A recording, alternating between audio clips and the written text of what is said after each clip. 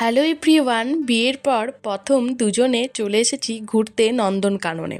তো এটা অনেক দিনেরই আগের, মানে এই বছর নয়, 2024 ডিসেম্বর মাসে। তোমাদের সাথে এই ভ্লগটা শেয়ার করাই হয়নি, তাই ভাবলাম ছোট্টভাবে তোমাদের সাথে একটা মিনি ভ্লগ শেয়ার করি।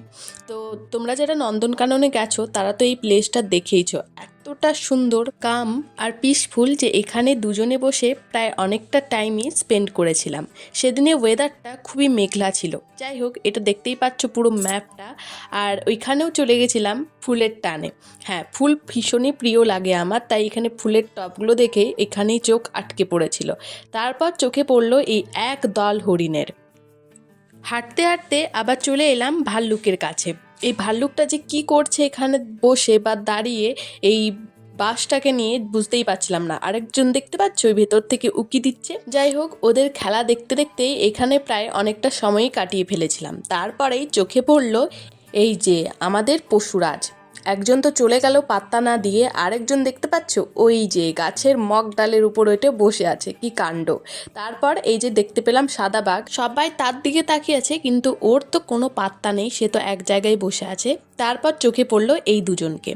তারপর আবার নজরে এলো এই এক পাল হরিণের। এগুলো দেখতে একসাথে এতটা মারাত্মক সুন্দর লাগছিল। ও তো খুবই ইন্টারেস্ট নিয়ে এখানেই দাঁড়িয়েছিল, কারণ ওর এখানে ফার্স্ট টাইম আর আমার সেকেন্ড টাইম। যাই হোক, তারপরে চলে এসেছিলাম হাতি দেখতে। এটা কিন্তু ওর খুব ইন্টারেস্ট ছিল হাতি দেখার, কিন্তু দেখছি হাতি মাত্র দুটো আর দূরে বাঁধা আছে। তারপর আবার নজরে এলো এনার। আর আমার সবথেকে যেটা দেখার জন্য আমি বেশি এক্সাইটেড ছিলাম সেটা হচ্ছে এই যে জিরাফ।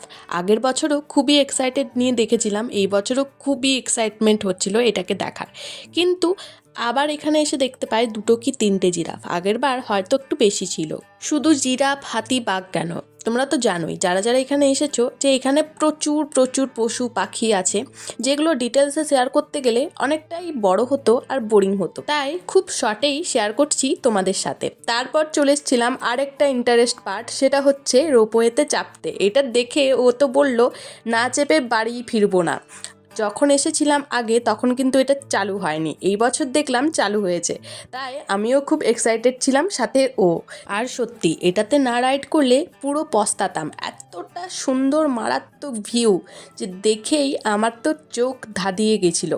আবার রোপওয়েটার মাঝ জলে, মানে এই একটা পুকুর করা আছে বড় দেখে, তো এখানে এসে থামিয়ে দিয়েছিল। আর আমি তো খুবই ভয় পাচ্ছিলাম নিচের দিকে তাকাতে, তাই সবসময় সামনের দিকেই তাকিয়ে আছি। কিন্তু ও কিন্তু একদমই ভয় পায়নি, ও তো খুবই ইন্টারেস্ট ছিল এটা দেখার জন্য। যাই হোক, ভীষণ ভীষণ ভীষণ সুন্দর ভিউ। আর দেখতে পাচ্ছ চারিদিকটা কুয়াশা হয়ে আছে, তাতে যেন আরও বেশি সুন্দর লাগছে ভিউটাকে দেখতে, খুবই সুন্দর। তারপরে আবার চড়ে বসলাম সাফারি বাসে। তো এটাও ফার্স্ট টাইম, আগের বারও চাপা হয়নি। এইবারে ওর সাথে এসে প্রচুর প্রচুর প্রচুর ভালো ভালো এক্সপিরিয়েন্স এখান থেকে করে আসছি।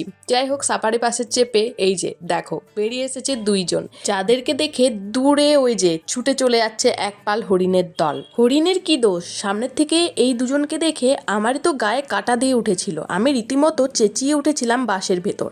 তো বাসে যে কজন লোক ছিল তারা ওই দিকে না তাকিয়ে আমার দিকে তাকাচ্ছে যে এই মেয়েটা বসে এখানে কি করছে।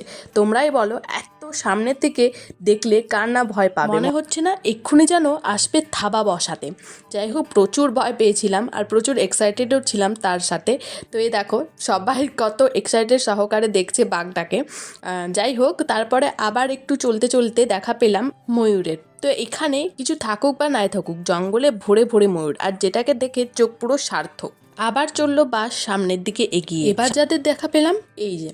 কিন্তু সত্যি কথা বলতে, যেই ভয়টা বাঘগুলোকে দেখে পেয়েছি, এই সিংহকে দেখে কিন্তু এতটাও ভয় পাইনি। এখানেও কিন্তু দুটোই সিংহ ছিল, ক্যাপচার মাত্র একটাই করতে পেরেছি, একটা তো সামনের দিকে এগিয়ে গিয়েছিল। তারপরে এই যে দেখা পেলাম ভাল্লুকের, যে আমাদেরকে যেন পথ দেখিয়ে দেখিয়ে নিয়ে যাচ্ছে সামনের দিকে। তো এই সাফারি রাইডটা করেও অনেকটাই মজা পেয়েছি, খুবই ভালো ভালো এক্সপিরিয়েন্স এখানে এসে ঘটলো।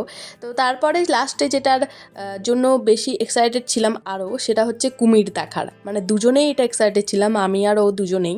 তো এখানে এসে আবার আমি দেখি যে ওগুলো কি স্ট্যাচু না সত্যি করার কুমির।